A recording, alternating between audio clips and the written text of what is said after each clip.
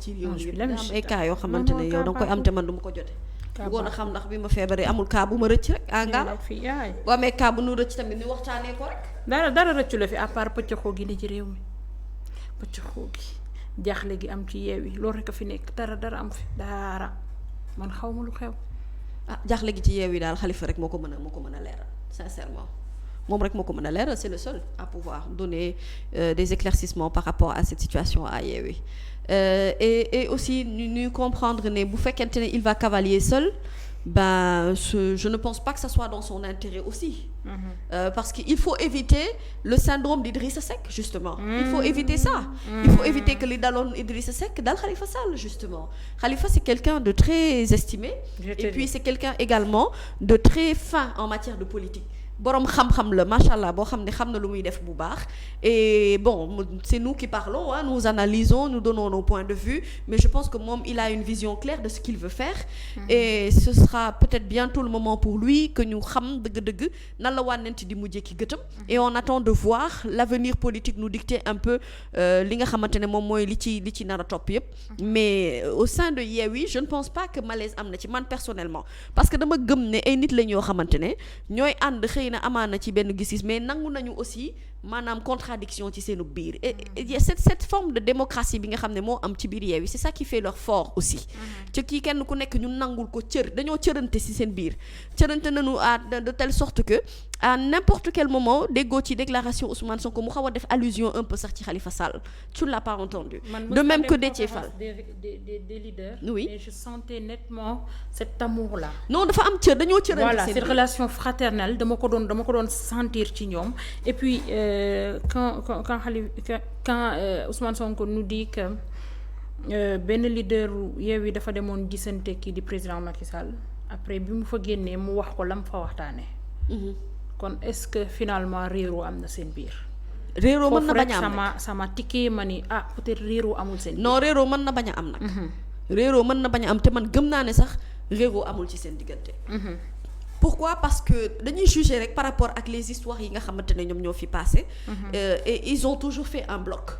c'est-à-dire que kenn ko laal ci leader yi da ngay sentir soutien wu ñeneen ña ca topp et comme je dis il y a cet amour et cette sincérité bi ci nekk mais encore une fois sur cette question concernant le dialogue c'est important que ñu dégg beneen kaddu lu dul kaddu ñi nga xamante ne ñoom ñoo ànd ak Khalifa Sall que ñu dégg Khalifa Sall en tant que tel et le fait que dernièrement justement cette poignée de main entre lui et le chef de l'État dafa gën a susciter maanaam ay questionnement yoo xamante ne dafa nekk ci boppu nit ñi te xam nga bu fekkente ne sénégalais dafa mel ni man maanaam curieux bëgg xam dëgg-dëgg yëf yi lan moo ko wundu ak lu ko lal ci suuf il faudrait que moom Khalifa de ce côté là quand même mu yeewi autant les leaders yi nga xam ne ñoom lay àndal mais mu yeewi waale le peuple sénégalais ci point de vue bi nga xamante ne moom am na ko ak gis-gis bi nga xamante ne am na ko après celle qui gagne les points positifs de tout cela c'est Aminata Touré. Oh. Ah oui mais Aminata Touré elle arrive c'est-à-dire elle sort de xam nga fu mu jugee Aminata ci statut wu femme politicienne boo xamante ne Macky Sall la àndaloon nit ñi wóolootuñu ko gëmatuñu ko amatuñu ci moom yaakaar ci benn femme opposition boo xamante ne finalement nit ñi dañ koo ñeewtal moom ak Ousmane Sonko ñaari mbir la ñu bokk mooy dañ leen a ñeewantal Aminata Touré a réussi ça dernièrement en parlant déjà des menaces yi nga xam ne moom mu ngi koy recevoir nit ñi dañuy am envie protéger ko d'autant plus que c'est une femme et puis ci wàllum opposition bi itam mu am benn position bu affirmée elle aussi elle a dit qu'elle était contre le dialogue tu vois donc dans sa position dans sa manière de faire enfin je pense qu'elle l'a dit je ne suis même pas sûre mais je crois que dans son positionnement ak ci ni muy doxalee dafay wane ne dëgg-dëgg maanaam quand elle révèle des termes comme deal yoo xamante ne da ciy am maanaam da ngay jàpp ne Aminata Touré mi nit la koo xamante ne dëgg-dëgg dafa féete ci wàllu opposition bi et sans compter que elle a aussi le soutien du PASTEF tu vois et ça c'est pas un point non considérable parce que tout en sachant que patriotes yi ku ñu décidé jàppale rek ñu jàppale la rek yow patriote jël la sous leur aile mais na la leer ne yow am nga protection boo xamante ne protection bu kéemaane la. bu nit war mën a xeeb mën ngeen bañ a bokk fi ngeen di gisee wala ci yoon bi ngeen di jël mais pour une question de principe mën ngeen ko soutenir parce que bu fekkee dafay subir benn injustice mënuñu xaar, on peut pas attendre plus de l'opposition que ñu taxaw soutenir ko. non mais et puis Aminata Touré moom li muy kaas lépp mooy question troisième mandat au président de la République Macky Sall. Et sur ce point de vue là elle le partage avec les leaders de l'opposition. Donc ñi nga xamante ne ak waa F24 les forces vives de la nation. ñoom itam loolu mooy seen xeex mooy troisième mandat bañ fi am. Et donc en tout cas li ñu mën a wax daal mooy Aminata daal train bi bàyyiwu ko fi moom daal bu dee train bi mu ngi départ mu ngi ci benn wagon ban wagon la nekk nag loolu moo mat a laaj mais en tout cas train bi moom mu ngi ci biir train bi te mu ngi ànd ak processus bi di dem donc pendant tout ce temps c'est elle qui gagne le plus en termes de communication ci lu jëm également ci wàllum média. Tu vois donc ce qui fait que vraiment c'est un fort pour elle c'est un très bon point même pour Aminata Touré maintenant Khalifa Sall mu yeewi ñu quand même ñu xam daal yëfi mujjee man ñu def affaire un peu PDS bi nga xam ne finalement xamuñu fu ñu jëm. Parti démocratique sénégalais voilà un parti boo xam ne xaw ma fu ñu jëm man je veux comprendre. Khalifa sax dafa war a leeral parce que moom sortie bi mu amal ak Pape Alé Niang peut-être moo indi doute bii parce que sortie boobu amul woon avant tey peut-être doute yi du am suñu bopp parce que mën nañu am na lu fi xewoon mooy Lions yi bi ñuy jógee ci CAN bi. gis nañ ko mu dem aux côtés du président et ça n'a pas suscité de débat parce que nit ñi bàyyiwuñ ci xel trop parce que xam nañ ses positions mais bu génnee ak Pape Alé Niang toog wax ni moom dina dem ci dialogue bi te l'essentiel mooy na bokk rek alors que loolu warul woon nekk essentiel u dialogue bi tey c'est à lui de nous édifier ñu xam exactement fan la fate exactement parce que lii coow li yépp moom moo ko indi de kenn créé wu fi dara moom moo wax nit ñi jàngat méngale te sénégalais moo am don bi nga xamante ne yow waxal rek mais ñoom seen xel yi day voyager fu leen neex lay dugg. non mais yow amal fu laay wax mais ñoom bàyyi leen ak faydaay jàngat moo tax ma métier bi gën a métti Sénégal mooy informé. xam nga keñ laa ko fi wax keroog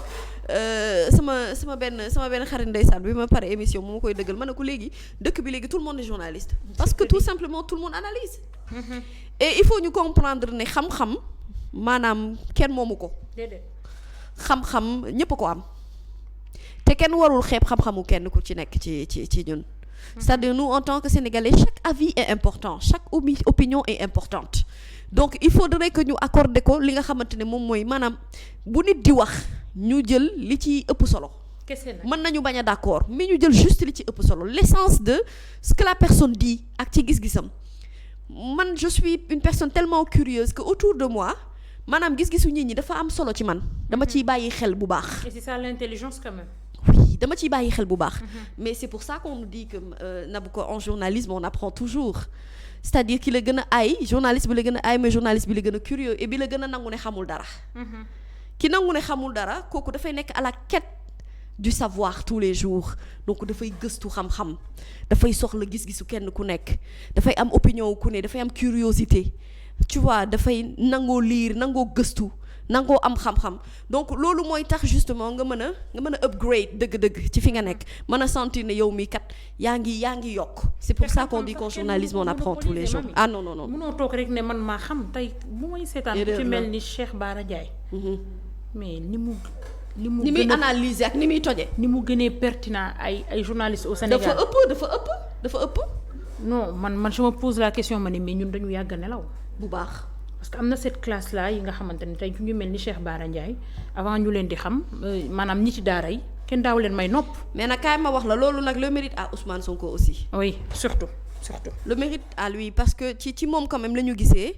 ñenn ñi nga xamante ne xëy na xamuñu leen woon ci wax ñu commencé wax. xam nga li ma la wax. te Nabou Cor erreur mënut a gën a mag nga yaakaar ne yow miy jàng ci école yi rek yaa am xam-xam. wala nga jàppe intellectuel ki nga xam ne moo am ay diplôme yaa ngi dégg nit jàng na leneen loo jàngul yow ëpp la xam-xam téeméeri junni yoon gën la doon intellectuel l'intellect n'est pas là dans la tête ou le savoir c'est dans le comportement. Effectivement. loolu il faut ñi comprendre ko ñu xam ne xam-xam ñëpp ko am na ci ay nit ñoo xamante ne Sénégal nit ñi xamuñu leen découvrir ñu leen sax te ñoo ëpp xam-xam téeméeri junni yoon mais malheureusement xam nga fan la ñu toll ci réew mi. la woykat ba Baye Mass doon wax ci woyam bii passé te mu am sens lool. mu ne Sénégal ñi fi gën a immature ñoom la ñu gën a jox nopp. effectivement ñi fi gën a ñàkk xam-xam ñoom la ñu gën a jox bopp. maanaam ñi nga xam ne dëgg-dëgg war nañ leen déglu war nañ leen bàyyi xel duñ leen bàyyi xel. On est occupé à amuser la galerie du matin au soir. toutes ces personnes yi nga xam ne à la limite dafa am lu bari lu ñuy dindi ci ñoom parce que jàngaluñ ñu dara ñooñu la ñuy gën a bàyyi xel ñoom ñu la ñuy gën a déglu mais ñi nga xam ne dañoo am xam-xam di yaatal seen xam-xam seenu gis-gis boo xool ñoo gën a néewle ay vues ñoo gën a néewle c'est-à-dire les gens ne leur accordent pas de l'importance. Donc c'est ce qui fait que gis nga Nabou ce culte là de la médiocrité il faut que ñu xeex ko ba Sénégal ñu mën a accéder à l'excellence et c'est important il faut qu'on ait des élites dans ce pays. J'en parlais à un ami c'est comme si da nga déglu suñu waxtaan man ak moom dafa am lu ma laaj ci people. ma ne ko du ma déglu people. parce que ça ne m'intéresse pas. xam nga tey nit ku nekk sa fil. boo duggee YouTube te fil d'actualité li nga ciy seetaan rek moo ci nekk info rek laay déglu du matin au soir. et ça nit ku nekk ak li la intéressé ci Sénégal war nañu bàyyi xel di perdre suñu temps sur des détails. bu weesoo kaf bi foofu parce que on a une autre façon de faire je sais pas du journalisme parce que fajaru ni mu bindoo moo ni mel concept bi neneen la dañuy joxe information ci beneen forme maanaam dañuy fexe ba da nga ciy boole utile ak agréable mais su weesoo loolu mami mi bëggul def people ci ni ma ko xamee. xalaatu bokk sax. bëgg ko du ko seetaan te dama ko xam moom man je suis pareil noonu laa mel moo tax xam naa yàlla jubóole ñu parce que non sérieusement man du ma perdre samay détails ci ay people man des fois dara xew toj dëkk bi non sur la tombe de ma mère ma toog suñu kër ñu koy wax ma ne kon lii yëpp xew na sama rakk bi kaa yëpp lay topp mu ne ko d'accord kon lii ak lii am na. ñoo may informer parce que man yooyu duma ko nit ku nekk pour dire que pour rejoindre la ci li ngay wax gis nga nit ni nga bëgg a mel rek ngay mel te dëkk bi bu ñu ko bëggee defar war nañu changer mentalité yi bu baax et sur pas mal de choses man duma taxaw ci ay détails et l'essentiel taxaw nii di ñu xaar. tey mënuñu taxaw te suñu dirigeants yi ñu ci ëpp loolu moo leen dugal ci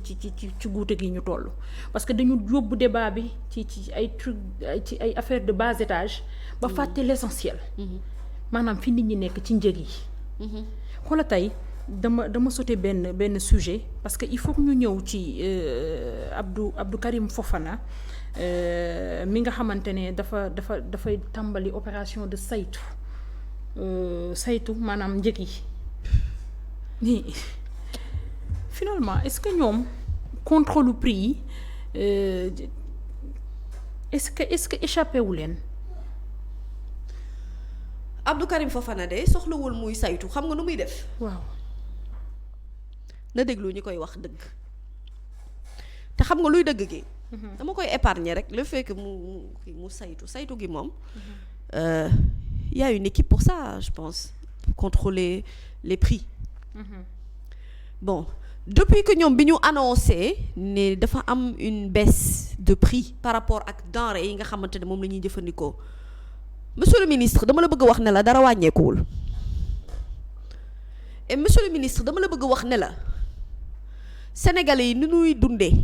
daan ko dundee bi ngeen fi nekkee ba tey moom la ñuy dundee ba léegi wallahi azim dara soppeekuwul. dama la bëgg a wax ne sénégalais yi ñu ngi dundee ñuluk yi ñuy jaay ba tey sénégalais yi ñu ngi dundee 13h ñu gàddu seenu bool dem jëndi añ. Sénégalais yi ñu ngi dundee bu guddi jotee ñu daaju ci cere ak meew bi wala fonde bi ci boppu koñ bi. mbaa ñu naan ndox te dina la. Sénégalais yi ñu ngi dundee di ndekkee sommi mboq bi ñu romb ci boppu koñ bi. Sénégalais yi ñu ngi dundee xiif sonn lot dee wet ak loo yor ci weccit yow boo ko yóbboo marché boo ñëwee doo mën a togg bu baax taajal sa borom kër. bu dee da ngay sëy